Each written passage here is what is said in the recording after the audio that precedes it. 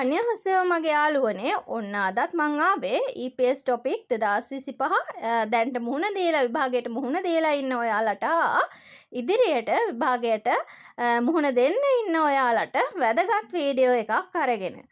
එහෙනම් වීඩියෝ එක ඉවර වෙනකම් බලන්න. ඔයාලා හැමෝටම වැදගත් දේවල් ටිකක් එකතු කරගන්න පුළුවන් වෙයි මේ වීඩියෝ එකෙන්.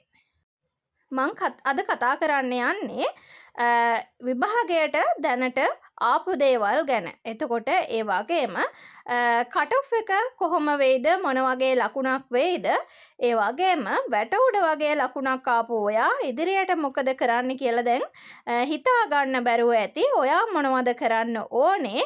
ඒ වගේම 90න් උඩ නැත්නම් 100 වගේ හයි මාක් එකක් දාගලා ඉන්න ඔයාත් ෆයිනල් කට් ඔෆ් එකෙන් හැලෙන්න ඉඩ තියෙනවා. මොකද 2024ත් එහෙම ලකුණු 200ම ගත්ත අයත් ෆයිනල් කට් ඔෆ් එකෙන් ෆේල් වුණා. ඒ නිසාත් ඔයාලත් එහෙම නොවෙන්න මොනවද කරන්න ඕනේ කියලා තමයි මේ වීඩියෝ එකෙන් මම ඔයාලට කතා කරන්න යන්නේ. මුලින්ම යාළුවනේ කියන්නම් මං දැනට ලකුණු 100ම දාපු අය, ඒ කියන්නේ ලකුණු 100ම හෝ 90න් උඩ වගේ ඔයාලා පාස් කියලා ගොඩක් විශ්වාසයෙන් ඉන්න අය දැන් මොකද කරන්න ඕනි කියලා. ඔයාලා කරන්න ඕනේ විභාගය පැවැත්වලා ඔයාලට මාර්තු මාසය වෙනකොට ඔයාලගේ බැච් එකේ හැමෝටම විභාගය ඉවර වෙනවා. ඊට පස්සේ අප්‍රේල් මුල් සතිය වගේ ඔයාලගේ කට් ඔෆ් ලකුණු දෙයි. ඒ වගේම මැයි මාසය වගේ මුල වගේ ඇතුළත ඔයාලගේ ස්කිල් ටෙස්ට් පැවැත්වෙනවා. ඒ කියන්නේ ඒකටත් තියෙන තව මාස 6ක් වගේ සුළු කාලයක්. මේ ස්කිල් ටෙස්ට් එක කොහොමද ගොඩ දාගන්න ඕනේ? එතකොට ස්කිල් ටෙස්ට් එකේදී මොනවද ඔයාලා ෆේල් වෙන්න පුළුවන් තැන් මොනවද කියලා මම දැකපු අත්දැකීම් වලින්, ඒ කියන්නේ මම මගේ යාළුවන්ගෙන් දැකපු දේවල් වලින් මම අද ඔයාලට කියන්නම්. මොකද යාළුවනේ මටත් හිටියා ලකුණු 200න් 200ම ගත්තු ලකුණු 200න් 190 195 185 ඒ වගේ ගත්තු හොඳම යාළුවෝ ස්කිල් එකෙන් ෆේල් වුණා. ඒ වගේ අවස්ථාවලදී යාලා ගොඩාක් අපහසුතාවයට පත් වුණා. ඇත්තටම ඒ කියන්නේ විභාගේ පාස් වෙලා ඒ වගේ ඉහළ ලකුණක් දාලා ෂීට් එකෙන් නැගිටින්නේ දහසක් බලාපොරොත්තු තියාගෙන එහෙම ඉඳලා ඒ කියන්නේ මම ලොකු ලකුණක් ගත්තා මං කොහොමත් පාස් කියන ඒ මූඩ් එකේ ඉන්නේ නැතුව මම ඔයාලට කියන්නේ ඔයාලා ඉදිරියට එන ස්කිල් ටෙස්ට් එක වෙනුවෙන් ප්‍රැක්ටිකල් ඔයාලට ප්‍රැක්ටිකල් ලිස්ට් එක නම් තාම මොනවද සිලබස් එක කියලා තාම හරියටම දන්නේ නැතුව ඇති. හැබැයි ඔයාලට පුළුවන් දැම්ම තියාම ඉන්ටර්විව් එකට ප්‍රැක්ටිස් වෙන්න. ඉන්ටර්විව් එකට එන ප්‍රශ්න ටික හොයාගන්න. එතකොට කොහොමද තමන් ගැන සෙල්ෆ් ඉන්ස්ට්‍රක්ෂන් එකක් මේ කරන්න කියලා, කොහොමද චගිසොගේ එකක්නේ චගිසොගේ එකක් කරන්නේ කොහොමද කියලා ඔයා ඒක ප්‍රැක්ටිස් වෙන්න ඕනේ. ඒ කියන්නේ කටපාඩම් කරගන්නවා නම් නෙවෙයි. ළමයි ෆේල් වෙන්න ගොඩාක්ම හේතුව තමයි ස්කිල් ටෙස්ට් එකෙන් ෆේල් වෙන ගොඩාක්ම හේතුව ළමයින්ට පුළුවන් ප්‍රැක්ටිකල් එකත් ඉක්මනට ටයිමින් ඇතුළත කරගන්න පුළුවන්. ඒ වුණාට එයාලට ඉන්ටර්විව් එකට ගියාට පස්සේ ඒ කියන්නේ ප්‍රශ්න වලට කොච්චර කටපාඩම් කරගෙන ගියත් ඒ කොරියන් ජජ් බෝඩ් එකක් ඉස්සරහා හරියට තමන් කොන්ෆිඩන්ස් එකකින් හොඳට මුහුණ දෙන්න හැකියාව නැතිකම තමයි ගොඩාක් ළමයි ෆේල් වෙන්න හේතුව. මොකද අපිට ස්කිල් ටෙස්ට් එකට ගියපු වෙලාවේ වුණත් ඉන්ටර්විව් රූම් එක ඇතුළට අපි හිටපු බැච් එකම ඇතුළට අරගෙන ඒ කොරියන් ජජ් බෝඩ් එකේ කිව්වේ අපිට ඔයාලා කොච්චර මහන්සි වුණත්, ඒ කියන්නේ අපි උදේ ඉඳන් දුර පළාත්වල ඉඳන් ඇවිල්ලා කොච්චර මහන්සි වුණත් එහෙට වුණත් ඔයාලා මේ කරන ඉන්ටර්විව් එකේදී ඔයාලා සිනාමුසු මුහුණෙන් ඒ කියන්නේ එයාලා බලන්නේ අපේ ඒ කියන්නේ ප්‍රශ්න වලට හරියටම උත්තරය දෙනවද කියන එක විතරක්ම නෙවෙයි, අපිට තව කෙනෙක් එක්ක හොඳට සංවාදය දෙන්න පුළුවන්ද, අපි කෙනාට ගෞරවාන්විතව ඒ කියන්නේ තව කෙනෙක් එක්ක නැචරල් විදිහට කතා කරන්න පුළුවන්ද කියලා තමයි එයාලා ගොඩාක්ම ජජ් කරන්නේ. ඒ වගේම යාළුවනේ ප්‍රැක්ටිකල් එකේදී වුණත් එයාලා බලන්නේ අපිට දීලා තියෙන කාලය විනාඩියක් ඇතුළතද නැත්නම් විනාඩි දෙකක් ඇතුළතද අන්න ඒ කාලය ඇතුළත ඒ කියන්නේ හයි ස්පීඩ් කරලා ඉවර කරන කෙනා නන් නෙවෙයි. හරි පිළිවෙලට ඒ ටික ඒ කියන්නේ වට ගන්න නැතුව ඒ දීලා තියෙන වඩු ආම්පන්න වට ගන්න නැතුව පිළිවෙලට අදාළ කාලෙදි වැඩේ ඉවර කරන කෙනා කවුද කියලා තමයි එයාලට තමයි වැඩිපුර හයි මාක්ස් දෙන්නේ. මොකද එයාලා අපිට ස්කිල් ටෙස්ට් එකේ දුන්නත් ඇතුළට යනකොට අපිට කියන්නේ ඔයාලා ඒ කියන්නේ අඩුම කාලෙකින් කරන්න නෙමෙයි උත්සාහ කරන්න ඕනේ. දීලා තියෙන කාලය ඇතුළත වැඩේ හරියට පිළිවෙලට වට ගන්න නැතුව එයාලා බලන්නේ අපි ආරක්ෂාකාරීව වැඩේ කරනවද කියන එක. අන්න ඒක තමයි එයාලා අපිට හැමතිස්සෙම කියන්නේ. අන්න ඒ නිසා ඔයාලා හැම නිතරම පුරුදු වෙන්න ඕනේ හරි වේගෙන් වැඩේ ඉක්මනට ඉවර කරලා දාන එක නන් නෙවෙයි. හරි පරිස්සමට වැඩෙත් ඉක්මනට ඒ වගේම පිළිවෙලට වැඩේ නීට් එකට කරන එක තමයි අපි හැම දෙයකම පුරුදු වෙන්න ඕනේ. ඒ නිසා ඉන්ටර්විව් එකේදී වුණත් ඉන්ටර්විව් එකකට ගියාම වුණත් ඔයාලට අහන ප්‍රශ්නයකට ඔයාලා හිතන්න ඔයාලට ඒ දේ ඇහුන්නේ නැතුනම ඔයාලා බය වෙලා වගේ ඒ කියන්නේ බය වෙලා වගේ ඉන්නවා නැතුව ඔයාලා යාළගෙන් මියන් හේෝ තසිමල් හේජුසයෝ කියලා හරි ඒ කියන්නේ සමා වෙලා මට ඒක නැවත කියන්න කියලා හරි ඒ වගේ කියන්නේ සංවාදාත්මකව යාළත් එක්ක අපි ඒ කියන්නේ කිසිම පැකිලීමකින් තොරව අපි හොඳට කතා කරනවද කියන එක තමයි යාළා අපින් ගොඩක්ම ජජ් කරන්නේ ලකුණු දෙන්නේ. එහෙනම් යාළුවනේ මට කියන්න තියෙන්නේ දැන්ට හයි මාක්ස් දාලා ඉන්න ඔයාලා කරන්න ඕන එකම දේ ගන්න ඉන්ටර්විව් එකේ අහන ප්‍රශ්න ටික ඊට පස්සේ චගසොගේ එකක් ඔයා හදාගන්න. ඒක නිතර ප්‍රැක්ටිස් වෙන්න. ඒ කියන්නේ තව කෙනෙක් ඉස්සරහා එක කියලා පුරුදු වෙන්න. එතකොට ප්‍රශ්න ටික තව යාළුවෙක්ට කියලා අහගෙන උත්තර දෙන්න පුරුදු වෙන්න. ඒ කියන්නේ ඉස්සරහා බලාගෙන පැටලෙන්නේ නැතුව හැමදේම හොඳට කතා කරමු. මොකද අපි කොච්චර ප්‍රශ්න කටපාඩම් කරලා ගියත් අපිට ඒ මොහොතට ඒ වෙලාවට සබකෝලය කියන එක ආවොත් නම් අපිට ඒ වෙලාවට ඒක කරගන්න බැරි වෙනවා. ඒ වගේම යාලා බලන්නේ අපි කිසිදු සබකෝලයක් නැතුව හොඳට ඒකට ෆේස් කරනවද කියන එක තමයි බලන්නේ. ඒ නිසා ඔයාලා ඒ ටික නම් අනිවාර්යෙන් හදාගන්න. ඔය ඉන්ටර්විව් එකේ තමයි ඔයාලට ලොකුම ලකුණු ප්‍රමාණයක් ලබා ගන්න පුළුවන්. ඒකට ඔයාලා දැම්ම තියාම ලෑස්ති වෙන. මොකද ඔයාලා මේ අයියෝ ප්‍රශ්න ටිකයිනේ තියෙන ওই ටික ස්කිල් ටෙස්ට් එක ලඟ වෙලා පාඩම් කරනවා කියලා හිතාගත්තොත් නම් කරන්න හම්බෙන්නේ නෑ යාළුවනේ. මොකද අපිත් කරන්න ගත්තා මුලින්ම ඕම් ප්‍රශ්න 12යි කම්පැනි ප්‍රශ්න 12 මේ ටික විතරයි එන්නේ කියලා අපි පාඩම් කරනවා. ආයෙ පහෝදාට ගියාම ඕම් තව කවුරු හරි යාළුවෙක් ඕම් ප්‍රශ්න ටිකක් අරගෙන එනවා. එහෙම බැලුවම් ප්‍රශ්න 200 300 ඒ කියන්නේ අපිට හිතා ගන්න බැරි තරම් ප්‍රශ්න ගොඩක් අන්තිමට එකතු වෙනවා පාඩම් කරගන්න. ඒ කියන්නේ එක ගෙනා ගාව මේ එක ප්‍රශ්න අපේ ඒ වෙලාවට අහන්න පුළුවන් ප්‍රශ්න. ඒ කියන්නේ අපි නිතරම මේ ස්වභාවික විදිහට අපේ මොනවද අහන්න පුළුවන් අපි හිතන්න ඕනේ. සමහරට ඔයා එතෙන්ට ගියාම ඔයාට සහෝදර සහෝදරියෝ කීයක් ඉන්නවද කවුද ඉන්න සවුද දැන් ඔයා කිව්වොත් ඔයාට අයියා කෙනෙක් ඉන්නවා කියලා අයියා මොකද්ද කරන ජොබ් එක. ඒ වගේ මේ ප්‍රශ්න ඒ වෙලේ හැදිලා අහන්න පුළුවන්. ඒවට උත්තර දෙන්න අපි ඒ කියන්නේ බය නැතුව උත්තර දෙන්න හොඳට ප්‍රැක්ටිස් එකක් තියෙන්න ඕනේ. ඒ නිසා මම කියන්නේ ලකුණු 100% ගත්ත යාළුවෙක් පවා දැම්ම ඉඳන්ම රෙඩි වෙන්න ස්කිල් ටෙස්ට් එකට ඔයාලට ලොකු අභියෝගයක් තියෙනවා. මොකද ඔයාගේ ෆයිනල් කට් ඔෆ් එකෙන් ඔයා ෆේල් වෙන්න උනත් පුළුවන්. මොකද 2024 දෙවෙනි සෙට් එකේ ලකුණු 200ම ගත්ත කීප දෙනෙක්ම ෆේල් වෙලා තිබුණා. ඒ වගේම මගෙත් යාළුවෝ 190 185 වගේ ගත්ත යාළුවොත් ෆේල් වෙලා තිබුණා. ඒ වගේම කියන්න ඕනේ තව එයාලා බලන තවත් වැදගත්ම එක තමයි මේ කොන්දේ ශක්තිය හා අතේ ශක්තිය. ඒක අපි හදාගන්න අවශ්‍ය ව්‍යායාම ඔයාලා දැම්ම තියාම ඒ කියන්නේ තමන්ගේ තේරෙනවනේ තමන් ඒ කියන්නේ ව්‍යායාමයක් කරන්නේ නැතුව එහෙම ගෙදරටම වෙලා ඉන්න කෙනෙක් නම් තමන්ගේ කොන්දේ ශක්තිය අතේ ශක්තිය අඩු වෙන්න පුළුවන්. ඔය කොච්චර කිව්වත් දැන් අපි හිතන්නේ මේ ශරීරය ප්‍රමාණය අනුව කීයටවත් මෙයාට නම් කොන්දේ ශක්තිය ගොඩක් තියෙනවා මං හොඳ උස මහතයිනේ මට කොන්දේ ශක්තියක් තියෙනවා අතේ ශක්තියක් ඇති එහෙම කියලා හිතන්න බෑ. මොකද ඒක නම් එක එක්කෙනාට වෙනස්. ශරීරයේ ප්‍රමාණය අනුවත් උස බර අනුවත් කොන්දේ ශක්තිය අතේ ශක්තිය මේ ඒ කියන්නේ තීරණය කරන්න බෑ. ඔයාලා ඒ නිසා ඒවට ව්‍යායාම තියෙනවා. අතේ ශක්තිය වැඩි කරගන්න ව්‍යායාම, කොන්දේ ශක්තිය වැඩි කරගන්න ව්‍යායාම, ඒවා දැම්ම තියාම ටික ටික කරන්න. මොකද ඒකට තමා ගොඩක්ම බලපාන්නේ, ගොඩක්ම ගෑනු ළමයි ස්කිල් ටෙස්ට් එකේදී ෆේල් වෙන්නේ ඔය කොන්දේ ශක්තිය, අතේ ශක්තිය නැති වෙන එක නිසා.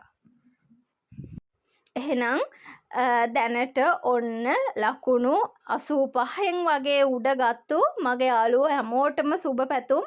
එහෙනම් ඒ සතුට ඔයාලා දිගටම රඳවගෙන තියාගන්න. අනිවාර්යෙන් මං කියපු ටික කරන්න, ප්‍රශ්න ගන්න, සෙල්ෆ් ස්ටඩි කරන්න. ඒ කියන්නේ චගිසොගේ එක අරගෙන තනියම කියලා පුරුදු වෙන්න. තව කවුරු හරි එක ඉස්සරහා කියලා පුරුදු වෙන්න. කොච්චර කල් තියෙනවා කියලා ඔයා හිතුවත් අන්තිම මොහොත වෙනකොටත් ඔයාට ප්‍රශ්න වර්ධිනවා. ස්කිල් එකට කලින් දවසේ කවුරු හරි ඔයාව ඉන්ටර්විව් කරත් ඔයාට ප්‍රශ්න වර්ධින. ඒ වෙලාවට කියා ගන්න බැරි වෙනවා. ඒ නිසා අනිවාර්යෙන් ප්‍රැක්ටිස් කරන්න. ඔන්න ඔයාලා දැම්ම තියාම වැඩේ පටන් ගන්න. මෙච්චර මහන්සිලා ඔච්චර හොඳ ලකුණක් දාගෙන අන්තිමට ඒ සතුට නැති කරගන්න එපා. ඇත්තටම මමත් කලින් නම් හිතන් හිටියේ නෑ, දැනන් හිටියෙත් නැහැම ලකුණු 200ම ගත ළමයි පවා ස්කිල් එකේදී හැම හැලෙනවද එහෙම කියලා. ඇත්තටම දුකයි එහෙම වුණා. ඒ නිසා ඔයාලා ඔය සතුට නැති කරගන්න එපා. ඉදිරි වැඩ කටයුතු ටිකත් හොඳට කරගෙන යන්න. එහෙනම් යාළුවනේ මම දැන් කතා කරන්න යන්නේ ලකුණු නිෂ්පාදනාංශයේ ලකුණු 75. ඒ කියන්නේ 75 85 වගේ අතර පරතරයේ ඉන්න. ඒ කියන්නේ අපි කට් ඔෆ් දෙනකන් දන්නේ කීයක් වෙයිද ඇති වෙයිද කියලා. මොකද 2023 වර්ෂයේ 150 55 160 65 එතකොට 175 ඔය වගේ ලකුණු පරාසයක් 2023 24 අවුරුදු වල විහිදිලා තියෙනවා. ඒ නිසා මේක අලුත්ම සිලබස් එකක් නිසා කට් ඔෆ් එක තීරණය කරන්න ඉච්ඡාඩි එකවත් කවුරුත් නෙමෙයි. ඔයාලා එක්සෑම් ලියන යාළුවෝම තමා. එයාලා ලියන විදිහ අනුව තමා කට් ඔෆ් එක තීරණය වෙන්නේ. ඒ නිසා අන්තිම දවසේ අන්තිම ළමයි සෙට් එක විභාගෙ ලියලා ඉවර වෙනකනුත් කට් ඔෆ් එක තීරණය කරන්න හරිම අමාරුයි.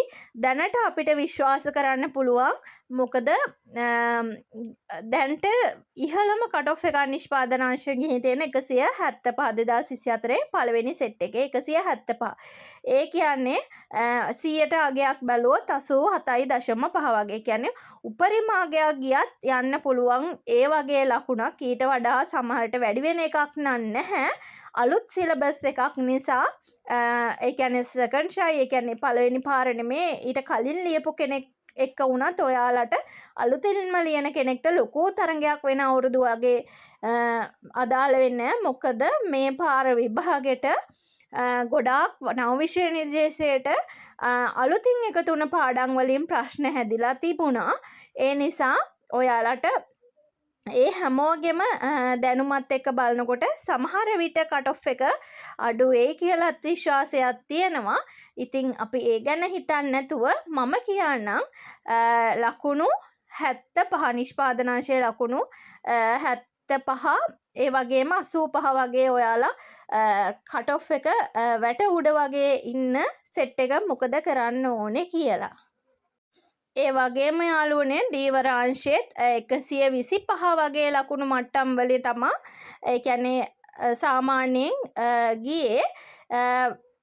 මේ පාරත් දල වශයෙන් බලාපොරොත්තුවක් තියාගන්න පුළුවන් ලකුණු 65න් උඩ වගේ සෙට් එකට දල වශයෙන් බලාපොරොත්තුවක් තියාගන්න පුළුවන්. එහෙම නැතත් වැට උඩ ඉන්න ලකුණක ඉන්න කෙනෙක් වුණත් ඔයාලා අනිවාර්යෙන් මේ ටික කරන්න. ඔයාලා දන්නවා ඒ වගේ වැට උඩ වගේ ඒ වගේ ලකුණක් දාගන්න ඔයාලා කොච්චර මහන්සි වුණාද, කොච්චර උත්සාහවන්ත වුණාද, කොච්චර කට්ටක් කාලාද ඒ ලකුණ දාගත්තේ කියලා. ඒ නිසා ඒ ඔයාලගේ උත්සාහය අපතේ යන්න දෙන්න එපා. මම ඔයාලට කියන්නේ ඔයාලා ස්කිල් එකටත් රෙඩි වෙන්න. ඒ කියන්නේ ඉන්ටර්විව් ප්‍රැක්ටිස් එකත් වෙන්න. සෙල්ෆ් චගිසොගේ එකක් හදාගෙන ඒකත් රියසල් වෙන්න. ඒ ගමම්ම ඔයාලා දැන්ට විභාගෙට මුහුණ දුන්නා කියන්නේ ඔයාලා සිලබස් එක කොහොම හරි කවර් කරගෙන ඇති. ඔයාලා පේපර්ස් කරන්න ඉඳලා හිටලා හරි පේපර් එකක් දෙකක් කරලා ඒවත් ඒ කියන්නේ සබ්ජෙක්ට් එක අතාරින්න එපා. කට් ඔෆ් වෙනකම් බලන් ඉන්න අයට මම කියන්නේ පාස්ද ෆේල්ද ෂුවර් නෑ කට් ඔෆ් එක එනකම් බලන් ඉන්න අයට කියන්නේ සබ්ජෙක්ට් එක අතාරින්න එපා. දවසට පේපර්ස් දෙකක් වගේ හැම කරලා වචන අමතක වෙන්න නොදී ඒ කියන්නේ පාඩමට පොඩි ටච් එකකුත් දෙන ගම ඔයාලා ඒ දේවලුත් කන්ටිනියු කරගෙන යන ගමන්ම ඔයාලගේ චගසොගේ එකක් එහෙම හදාගෙන ඒ වගේම කම්පැනි ප්‍රශ්න එතකොට චගසොගේකෙන් අහන්න පුළුවන් ප්‍රශ්න ඒ ප්‍රශ්න වලටත් ඔයාලා රියර්සල් වෙන්න.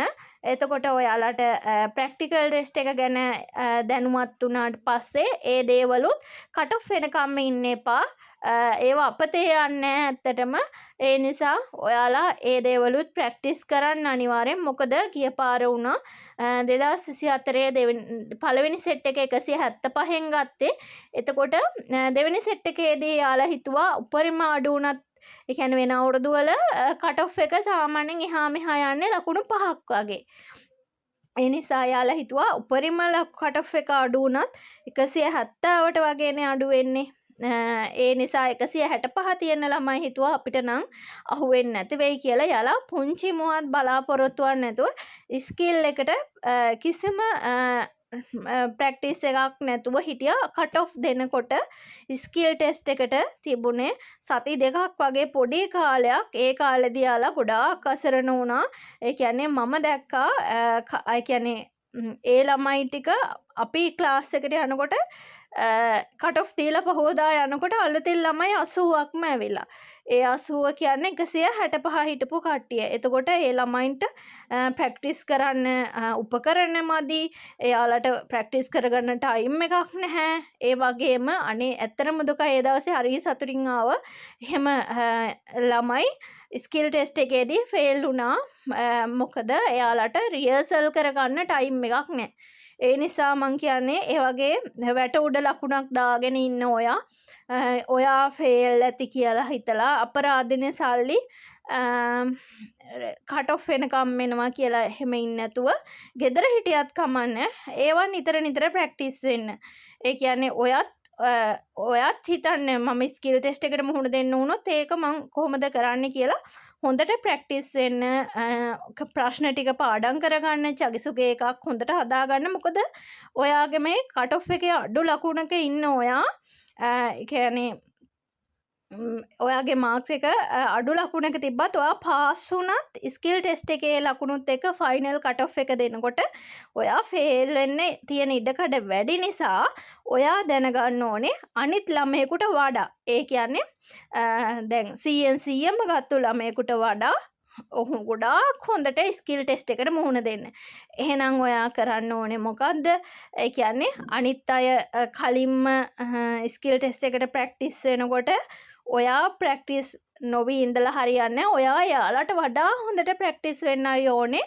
මොකද ඔයාලට එයාලත් එක්ක ලොකු තරඟයක් තියෙනවා ස්කිල් ටෙස්ට් එකේදී. මොකද ඒකෙනොත් පිරිසක් හලනවා ස්කිල් ටෙස්ට් එකේදී. එතකොට දෙකේම ටෙස්ට් දෙකේම එකතුව එක්සෑම් එකේ ස්කිල් එකේ ස්කෝර් දෙකේම එකතු කරලා තමයි ෆයිනල් කට් ඔෆ් එක දෙන්නේ. එතකොට ඒකෙදී ඔයා හැලෙන්නේ නැතුව ඉන්න නම් ඔයා ස්කිල් ටෙස්ට් එකට ලොකු ලකුණක් ගන්න වෙනවා. ඒ නිසා ඔයා දැම්මම ලත වෙවි ඉන්න එපානේ. ෆේල් වෙයිද පාස් වෙයිද කට් ඔෆ් වෙනකන් ඉන්න වෙනවා කිය කල්පනා කර හිතා ඉන්න එපා. එහෙම හිතා හිටියොත් ඔයා පාස් වුණත් එදාට ඒ සතුට නැති වෙයි. මේ මොකද ඔයාට ස්කිල් එකට ප්‍රැක්ටිස් කරගන්න ටයිම් මදි වෙයි. කට් ඔෆ් එක දීලා අපේ නම් සති දෙකක් වගේ ඇතුළත ස්කිල් ටෙස්ට් පටන් ගත්තා. ඒ නිසා ඔයාලා අනිවාර්යෙන් ඒ දේවලුත් ප්‍රැක්ටිස් කරන්න. ඒ වගේම ඔයාලා සමහර අවුරුදු වල ඒ කියන්නේ බැච් එකක් ඉවර වෙන්න කලින් ඊගාව බැච් එකට 2026ට ඒ කියන්නේ ඇඩ්මිෂන් දෙනවා. ගොඩක් අවුරුදු වල එහෙම දුන්නා. ඒ කියන්නේ ඔයාලගේ මාර්තු වල ඔයාලගේ බැච් එකේ අයට එක්සෑම් ඉවර වෙන්න කලින් සමහර විට පෙබරවාරි වල විතර සමහර විට දැන් ඔයාලගේ 2025 නම් එහෙම දුන්නේ නැහැ. එක්සෑම් සෙන්ටර් එකේ ප්‍රශ්නයක් හින්දා කියලා කිව්වේ. ඒ කියන්නේ UBT සෙන්ටර් එක හදනකම් පරක්කු වෙනවා කියලා තමයි කිව්වේ නම් සමහර විට බොහෝ විට මේ පාර ඔයාලගේ මාර්තු මාසෙ ඉවරලා කට් ඔෆ් දෙන්න කලින් අනිවාර්යෙන් 26 එක්සෑම් එක ගැසට් වෙනවා. එතකොට ඔයාලා අනිවාර්යෙන් ඒ කියන්නේ ඔයාලා හොඳ ලකුණක් දාලා ඉන්න අය මේ ඊගාවට ඉහළම ලකුණු මට්ටමේ ඉන්න අය මේ මැද ලකුණු ගත්ත අය කියන්නේ වැට උඩ ලකුණක් ගත්ත අය කියන්නේ. ඒ නිසා ඔයාලා අනිවාර්යෙන් ඇඩ්මිෂන් එක දාන්න ඕනේ. මොකද ඔයා විභාගේ පාස් වුණොත් ඒ කියන්නේ කට් ඔෆ් වෙනකොට ඔයා විභාගේ පාස් වුණොත් අනේ අපරාධය අර ඇඩ්මිෂන් ෆී එක කියලා කීයටවත් හිතෙන්නේ නැහැ. මොකද ඔයාට ඊට වඩා ගොඩාක් වටිනවා අර පාස් වෙච්ච සතුට ඔයාට තියෙනවා ඇඩ්මිෂන් ෆී එක අපරාධි කියලා කීයටවත්ම හිතෙන්නේ නැහැ. හැබැයි ඔයාගේ කට් ඔෆ් එක මේ එනකොට ඔයා ෆේල් වෙලා තිබ්බත් ඔයාට බලාපොරොත්තුවක් තියෙනවා අවුලක් නෑ මම දැන් එක්සෑම් දාලා තියෙන්නේ මේක ගැම්මට ඇදගෙන ගිහින් කොහොම හරි මම පාස් වෙනවා කියන බලාපොරොත්තුව තියෙනවා. අනිවාර්යෙන් ඔයා ඒ දේ කරන්න ඕනි. ඒ නිසා සබ්ජෙක්ට් එක අමතක කරගන්න එපා. දැන්ට තියෙන ෂෝට් නෝට් කියන්නේ අමතක වෙන්න දෙන්න එපා. ඕකෙන් ඒ කියන්නේ ඔයා දැන්ට කරගෙන ආපු විදිහටම කරගෙන යන්න. ඔයා හිතන්නේ ඔයා විභාග ලිව්වේ නැහැ. ඔයාට විභාගෙ තියෙන මාර්තු වල කියලා. ඒ වගේ හිතාගෙන ඒ කියන්නේ ඉස්සර තරම්ම නිදි මරාගෙන නැතත් කොහොම හරි වැඩ කටයුතු ටික කරගෙන යන්න. එහෙම කරන ඔයාට අනිවාර්යෙන් වරදින්නේ නැහැ. මොකද කට් ඔෆ් එක එනකොට පාස් වුණත් ඔයාට සතුටුයි ෆේල් වුණත් ඔයාට සතුටුයි. ඒ වෙනකොට ඔයා අනිවාර්යෙන් ඇඩ්මිෂන් එක ආයි ගාව අවුරුද්දට දාලා ඔයාට බලාපොරොත්තුවක් තියෙනවා ඔයාගේ වැඩ කටයුතු කොහොමද කරගන්නේ කියලා. ඒ නිසා අනිවාර්යෙන් ස්කිල් ටෙස්ට් එකට රෙඩි වෙන්න කරගෙන යන ටික පවත්වගෙන යන්න. අනිවාර්යෙන් කට් ඔෆ් එක දෙන්න කලින් ඊගාව අවුරුද්දට ඇඩ්මිෂන් කෝල් කරොත් ඔයා අනිවාර්යෙන් ඇඩ්මිෂන් එකක් දාන්න. හරි එහෙනම් යාළුවනේ කෝ දැන් පුනා බලාගෙන හිටපු දැන්ට විභාගෙ ලියපු නැති සෙට් එක කෝ එන්නකෝ. ඔයාලට මම දැන් කියන්න යන්නේ දැනට මේ වෙනකොට මාසයකට ආසන්න කාලයක් විභාගෙ පැවැත්තුණා. ඒ කාලය ඇතුළත මොන වගේ පාඩම් වලින්ද විභාගෙ මම ඔයාලට ප්‍රශ්න උත්තර නෙමෙයි ඔයාලට පාඩම් කරගන්න අදහසක් දෙන්නේ. මොන වගේ පාඩම් වලින්ද ඇවිල්ලා තියෙන්නේ මොන වගේ ප්‍රශ්නද ඇවිල්ලා තියෙන්නේ කොහොමද හැදිලා තියෙන්නේ කියලා දැනට මට යාළුවෝ කියපු ප්‍රශ්න කීපයක් මං ඔයාලට කියන්න යන්නේ. ඔන්න රූප සටහන් ප්‍රශ්න විදිහට කබායක රූපයක් ඒ වගේම බිම්මලක් හත්තක් පොසොත් කියන්නේ ඒ වගේ රූප සටහනක්. එතකොට ස්පැන එකෙන් බෝල්ට් එකක් බුරුල් කරන රූප සටහනක්. එතකොට අර ගල් විදින උපකරණය එතකොට සොහාගේ එක ගිනි නිවන උපකරණය ඊට පස්සේ බැන්ඩේජ් යොතන රූපයක්. එතකොට ඒ වගේ ප්‍රශ්න පැලසිටන රූපයක් එතකොට පින්සලක රූපයක් ගල් කඩන යන්ත්‍රය ඒ වගේ රූප ප්‍රශ්න ඇවිල්ලා තියෙනවා දැනට. ඒ වගේම නිර්වචන හැටියට සොහාගියක ගිනි නිවන උපකරණය ගැන එතකොට තනකොළ කපන මැෂින් එක ගැන නිර්වචනය වෙලා මේ මොකක් ගැනද කියලා තියෙන්නේ කියන ප්‍රශ්නවලට ඒ වගේ ඇවිත් තියෙනවා. ඡේද ප්‍රශ්නවලට හනොක් එක ගැන ඊට පස්සේ චේසා එක ගැන ඒ වගේම මොනවද දින දර්ශන පාඩමෙන් ඒකෙන් ඡේද ප්‍රශ්න ඇවිල්ලා තිබ්බා කියලා යාළුවෝ කිව්වා. ඒ වගේම තව අමතර ප්‍රශ්න දුම්රිය ටිකට් පතක් දීලා දුම්රිය ටිකට් පතෙන් ප්‍රශ්න අහලා තිබ්බා. එතකොට ප්‍රථම ආධාර ගැන ප්‍රශ්න තිබ්බා. එතකොට ආයතනයෙන් ආහාර පාන ලබා දෙන එක ගැන විස්තර කරලා ඒ මොකක්ද සුක්සික්ෂේකොම් එක ගැන ඒ වගේ අහලා තිබ්බා. ඊට පස්සේ ගස් කපන පාඩම තියෙන වනාන්තර පාඩම ගස් කපන එක ගැන ඡේද කොටසක් දීලා ඒකෙන් ප්‍රශ්න අහලා තිබ්බා කියලා කිව්වා.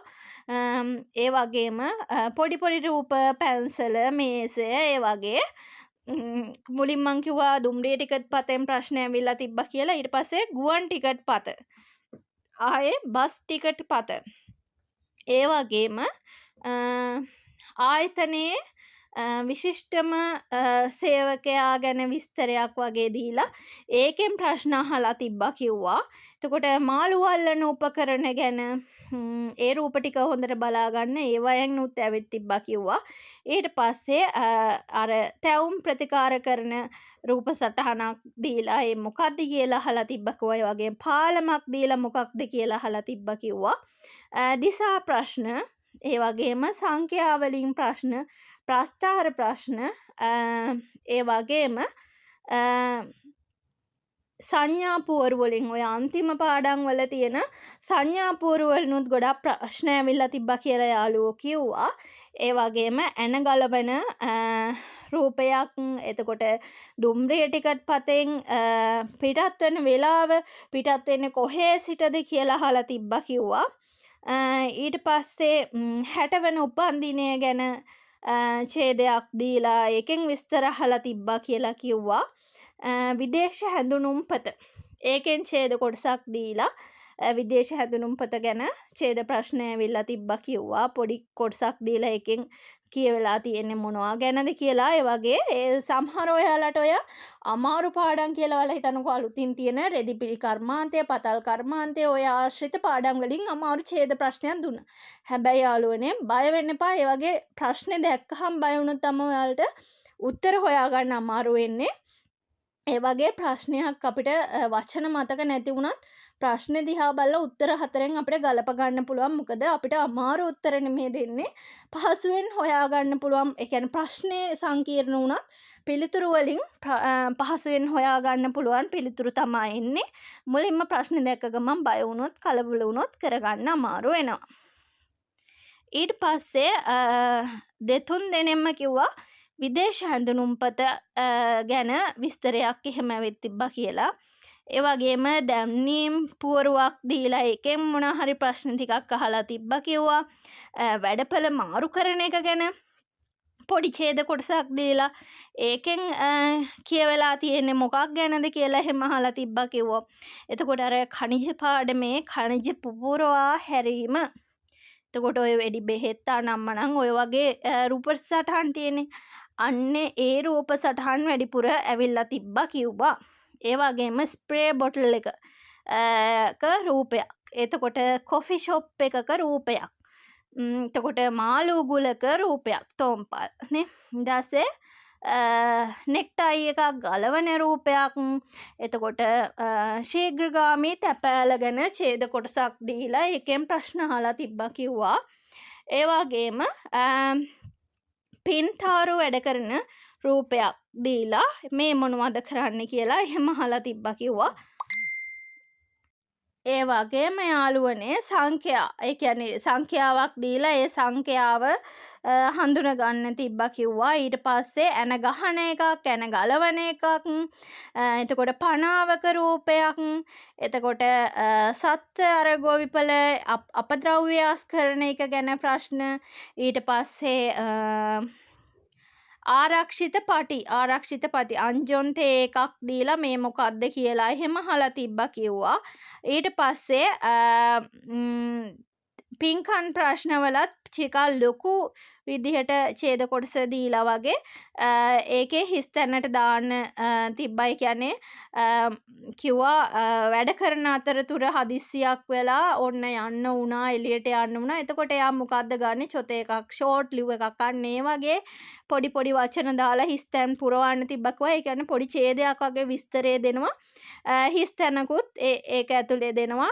හැබැයි හිස් තැනට අදාළ වචනේ අපිට පහසුවෙන් තෝරගන්න පුළුවන්. හැබැයි ප්‍රශ්නේ දැක්කහම බය හිතෙනවා කිව්වා. පොඩක් ඒක හිස් තැන් ප්‍රශ්නේ වුණාට ටිකක් ඡේද ප්‍රශ්නයක් වගේම ටිකක් දිගට තිබ්බා කියලා කිව්වා.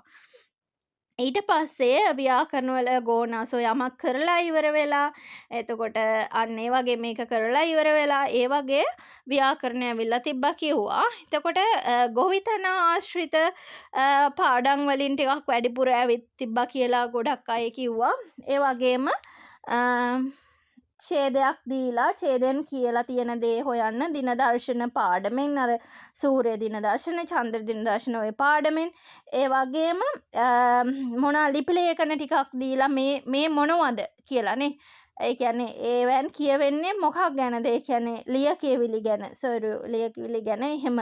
ඒ වගේ අහලා තිබ්බා කිව්වා. එතකොට චේසා එක ගැන ඉස්සර චේසා චාරිත්‍ර වෙනස්. ඒ කියන්නේ පූජා පවත්තදී ඉස්සර දානමය චාරිත්‍ර වෙනස්. දැන් වර්තමානයේ වෙනකොට වෙනස් වෙලා තියෙනවා. ඔය වගේ විස්තර ටිකක් දීලා ඡේදයක් දීලා තිබිලා ඒකෙන් උත්තර හොයන්න තිබ්බා කිව්වා. ගොඩාක් වෙන්නේ ලොකු ඡේදයක් දැක්ක ගමන් ළමයි බය වෙනවා මේක කරගන්න බැරි වෙයි කියලා. අපි කොච්චර ක්ලාස් වල පේපර්ස් කරලා ගියත් ඒ වෙලාවට බය කියන දේ නම් හිතට આવොත් කරගන්න අමාරුයි. ඒ නිසා ඔයා ගැනම හරි ආත්ම විශ්වාසයෙන් අයියෝ මේ ප්‍රශ්නේ කොච්චර ලොකු නම් මට මේක පුළුවන් කියලා බය නැතුව කියවගෙන යන්න. උත්තර 4 කියවනකොට ඔයාට ඡේදය දැක්කහම අමාරු වුණත් උත්තර 4න් ඔයාට ගොඩ දා ගන්න පුළුවන්. හරිද? ඊට පස්සේ තව සේවක හැඳුනුම්පතක් දීලා. හරිද? එයාගේ සේවා ස්ථානය කොහෙද කියලා වගේ ඒ වගේ ප්‍රශ්න අහලා තිබ්බා කිව්වා. ඊට පස්සේ බස් ටිකට් එක කිව්වා. දුම්රිය ටිකට් පත කිව්වා. විදේශ හැඳුනුම්පත වගේම සේවක හැඳුනුම්පත. ඔය වගේ ප්‍රශ්න ගොඩක් ඇවිත් තිබ්බා කිව්වා. තර්ඩ්ගේ එකට නම් ඇහෙන වචනය තෝරන්න වගේම මේ පාර ඒ කියන්නේ ඔයාලා ගොඩක් ප්‍රැක්ටිස් කරලා යනවා. ඔයාට ඇහෙනවා ලිස්නින් එකෙන් ප්‍රශ්නය ඇහෙනවා. උත්තරේ 4 ස්ක්‍රීන් එකේ පේනවා. එහෙම තෝරන්න. හැබැයි ගොඩක් යාළුවෝ මේ පාර කිව්වා උත්තර 4 ස්ක්‍රීන් එකේ පේන්නේත් නෑ. ඒ කියන්නේ ලිස්නින් එකෙන්මයි උත්තර 4 ඇහෙන්නේ. ඔයාට 1ද 2ද 3ද 4ද කියලා සිලෙක්ට් කරන්න විතරයි තියෙන්නේ. ඒ වගේ ප්‍රශ්න ගොඩාක් ආවා කියලා. ඇත්තටම එතකොට ඒ කියන්නේ කලින් පාස් පේපර්ස් එහෙම කරද්දී ඒ වගේ ප්‍රශ්න අපිට අහු වෙනවා අඩුයි. ඒ නිසා මේ එතෙන්දී නම් ගොඩක් ඔය ළමයින්ට ලකුණු අඩු වෙලා තියෙන තෙත්ගියකින් ඒ වගේ ප්‍රශ්න වලට කියලා තමයි යාළුවෝ කිව්වේ. එතකොට උපන්දින ඒ වගේම කියන්න ඕනේ දැන් පරණ විෂය නිර්දේශය අලුත් විෂය නිර්දේශය ඔය විෂය නිර්දේශය දෙක අතරේ අලුතින්ම ඒ කියන්නේ පාඩම් පෙළක් හැටියට එකතු වෙලා තියෙන්නේ ඔය පතල් කර්මාන්තය ආශ්‍රිත පාඩම. එතකොට වනාන්තර ආශ්‍රිත පාඩම, රෙදිපිලි ඔය සායම් කිරීම, නිරංජනය කිරීම ඒවා ආශ්‍රිත පාඩම් ටික. එතකොට ඔය ලීරණ, ගස් කපන ඔය වැඩ ටික, නැවුතැනීම් පාඩම ඔය වගේ පාඩම් ඒ කියන්නේ පරණ සිලබස් එකේ තිබුණ නැහැ. අලුත් සිලබස් එකට අලුතෙන්මයි එකතු වෙලා තියෙන්නේ.